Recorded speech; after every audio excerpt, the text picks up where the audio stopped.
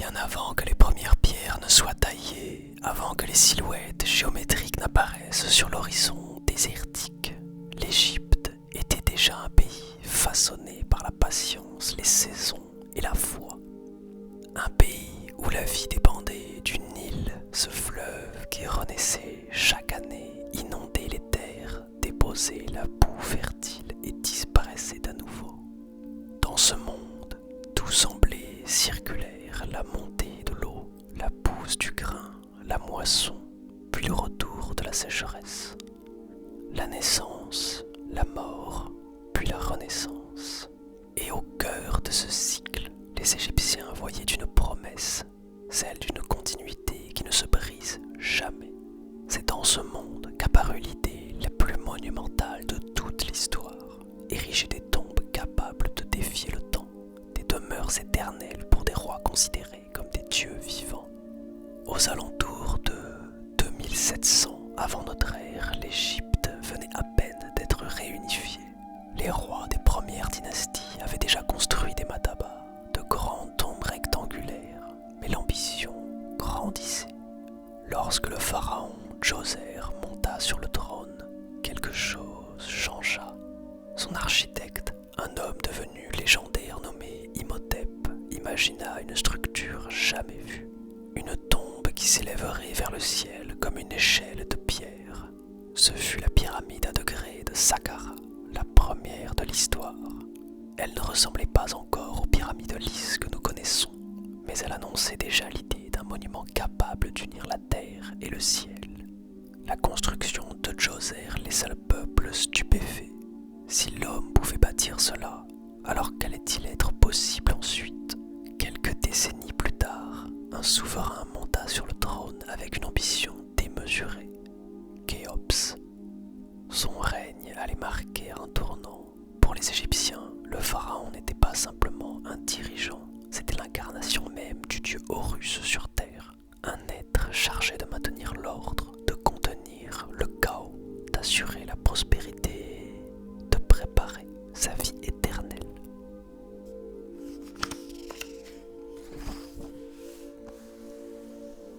Khéops voulut une tombe qui exprimerait cette idée plus clairement que toutes celles de ses ancêtres. Une tombe qui n'était pas simplement une sépulture, mais un message, une preuve visible à des kilomètres que l'ordre divin se tenait au-dessus de tout.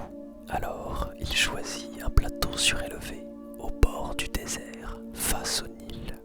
Un endroit où la lumière dorée du soleil couchant frappait la pierre avec une intensité presque sacrée. Cet endroit allait devenir Gizeh. La grande pyramide ne commença pas avec une pierre. Elle naquit d'une idée, d'un alignement, d'un projet si immense qu'il semblait venir des dieux eux-mêmes.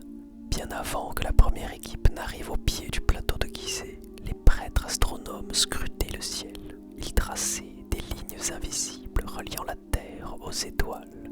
Ils observaient Orion, la constellation d'Osiris, et cherchaient la position exacte où la pyramide deviendrait un pont entre le monde des hommes et celui des dieux. Alors, avec des cordes nouées, des piquets plantés dans la terre et l'ombre des premiers rayons du soleil, ils dessinèrent un carré parfait, un carré orienté selon les points cardinaux, avec une précision qui étonne encore aujourd'hui. Ce savoir, transmis de génération en génération, était aussi solide que la pierre qui l'allait guider. Lorsque les mesures furent fixées, lorsque les prêtres déclarèrent que le lieu était prêt, le chantier put enfin commencer. Et ce n'étaient pas des esclaves que l'on vit arriver, mais des travailleurs saisonniers, des artisans, des spécialistes venus offrir leur force au pharaon, à leur dieu vivant. Pour beaucoup, c'était un honneur plus qu'une obligation. Ils allaient bâtir quelque chose qui défierait le temps. Pendant longtemps, on s'imagina que la pyramide était l'œuvre d'esclaves brisés sous le fouet, mais les fouets racontent une toute autre histoire. On y a retrouvé des camps bien organisés, des dortoirs, des boulangeries où l'on pétrissait du pain pour des centaines d'hommes, des brasseries, des ateliers de soins et même des tombes où reposent des chefs d'équipe honorés. Ces travailleurs n'étaient pas des prisonniers, c'étaient des spécialistes, des agriculteurs mobilisés pendant la saison des crues, quand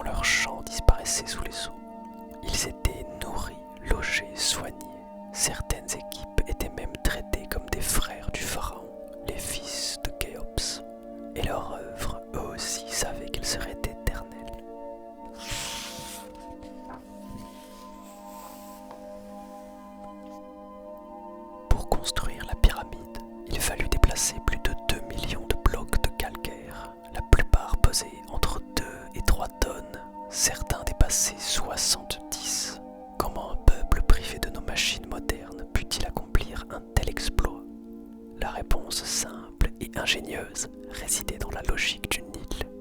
Les blocs étaient extraits d'une clairière voisine, taillés avec des outils de cuivre fendus à l'aide de coins de bois que l'eau faisait gonfler. Puis ils étaient chargés sur des traîneaux de bois. Pour les faire glisser sur le sable, les ouvriers arrosaient le sol. Une poignée d'eau versée au bon endroit et la résistance diminuait de moitié. La science du désert dans sa forme la plus pure. Une fois les blocs arrivés au pied du chantier, d'immenses rampes permettaient de les monter.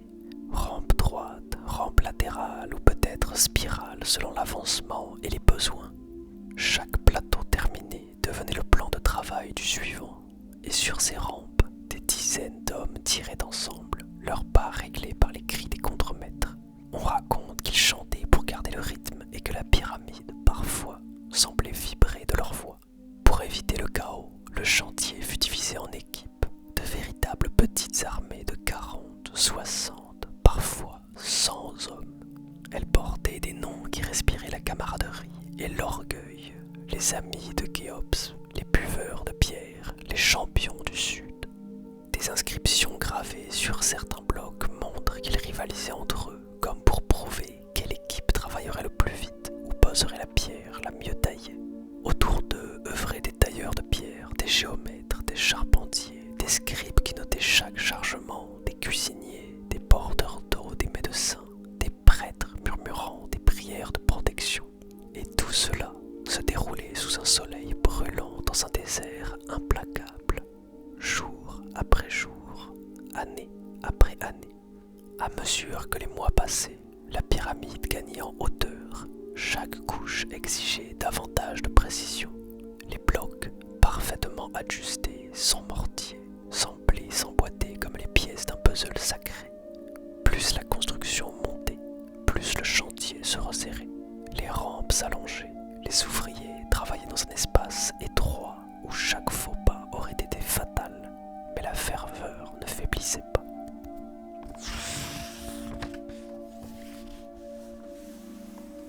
On raconte que chaque matin, lorsque le soleil se levait et frappait les pierres encore pâles, les ouvriers voyaient la pyramide briller comme un second soleil et que cela leur rappelait qu'ils bâtissaient couche après couche un monument pour l'éternité. Et lorsque la pyramide s'éleva suffisamment pour toucher le vent du désert, un autre chantier commença, bien plus silencieux et infiniment plus mystérieux.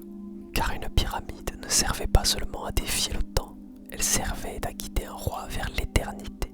Sous les blocs, derrière les couloirs, au cœur même de la montagne de pierre, se cachait un monde secret, un réseau de galeries, de chambres sacrées, de passages inclinés dont la précision défie encore l'esprit moderne. Au centre du chantier, loin des champs des ouvriers, les maîtres artisans taillaient les couloirs de la pyramide comme on taille une veine dans le roc. Ils sculptaient le couloir ascendant qui montait dans l'obscurité comme un escalier vers les étoiles, la chambre de la reine, mystérieuse, inachevée peut-être ou conçue pour un rite oublié. La grande galerie, un chef-d'œuvre d'architecture si haute qu'un homme s'y sentait minuscule. Et enfin, la chambre du roi où le sarcophage attendait comme un vaisseau de pierre. Chaque angle était mesuré au cordeau, chaque paroi polie avec patience. Les ouvriers travaillent parfois à genoux, parfois couchés à la lueur de lampes à huile qui projetaient des ombres vacillantes sur les murs. On dit qu'au fond de ces couloirs étroits, les sons résonnaient d'une manière étrange, comme si la pyramide respirait. La chambre du roi fut construite non pas en calcaire, mais en granit rouge venu d'Assouan à plusieurs centaines de kilomètres au sud. Dans la chambre, les bâtisseurs installèrent aussi des poutres de décharge, 5 couches de gigantesques blocs destinés à empêcher l'effondrement de la salle funéraire. C'était une prouesse d'ingénierie, un exploit de calcul accompli avec des outils de cuivre.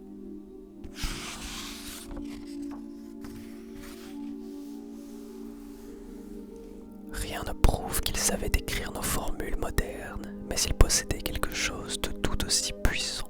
Une expérience transmise peau contre pierre, génération après génération. Lorsque l'intérieur fut achevé, lorsque les couloirs furent nettoyés, lorsque les prêtres déclarèrent que tout était en harmonie, arriva, celui où la pyramide devait être scellée. Les ouvriers firent glisser d'énormes herses de granit pour bloquer les passages. Le bruit résonnait comme un tonnerre dans les galeries.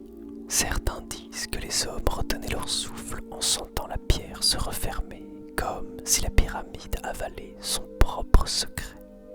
On raconte même qu'un silence étrange tomba sur le chantier, comme si le désert lui-même s'était arrêté pour écouter. Les prêtres, vêtus de blanc, murmurèrent des prières pour guider l'âme du roi.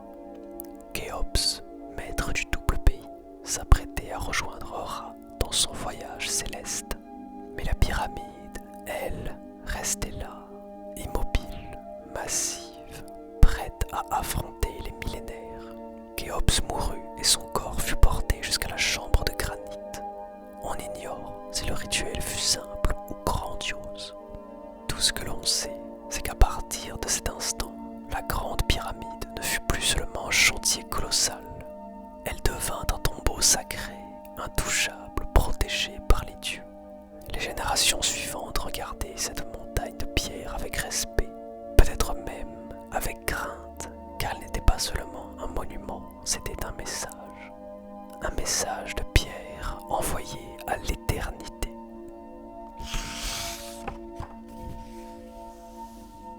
Après Khéops, ses successeurs voulurent eux aussi laisser leur empreinte sur le plateau de Gizeh.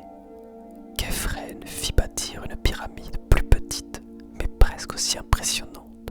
C'est à lui que l'on attribue le Sphinx, ce gardien de pierre dont le regard scrute encore l'horizon.